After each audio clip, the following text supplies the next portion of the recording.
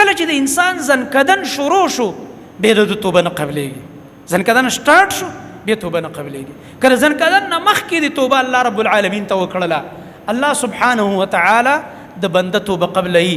انما يقبل الله توبة العبد ما لم يغرغر.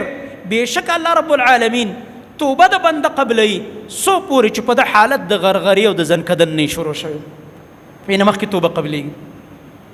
خو چې کله ځنکدن سٹارټ شو لکه فرعون چې چپو راګیر کړو، نو که بیا د ایمان او د اسلام غټې غټې چغې ووې لکه فرعون لوی لوی مدونه راښکل اوږده اوږده، قاري صاحب چې په صحیح طریقه او په تجوید دغه آیت وایي په یو سای سم ویلی هم نشي، چې بیا فرعون څومره غټې چغې ووالې چې آمنت انه لا اله الا الذي آمنت به بنو اسرائیل وانا من المسلمین.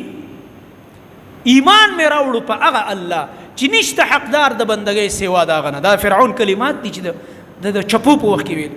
ایمان مې راوړو په هغه الله، په دې خبره چې نشته حقدار د بندګۍ سوا د هغه نه، او هغه الله چې په هغې بني اسرائیلو ایمان راوړی.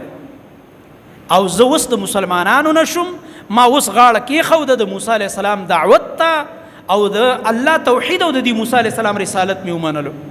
خو الله رب العالمین قرآن کریم کې فرمایي چې خو اوس ایمان راوړی الآن اوس د عقل سر له راغی، اوس خو دې هر څه ولیدې چې دا د مرګ دی، نو د هغه توبه قبوله نه شوله. ځکه چې دا حالت د غرغرې شروع شو، حالت د ځنکدن شروع دی.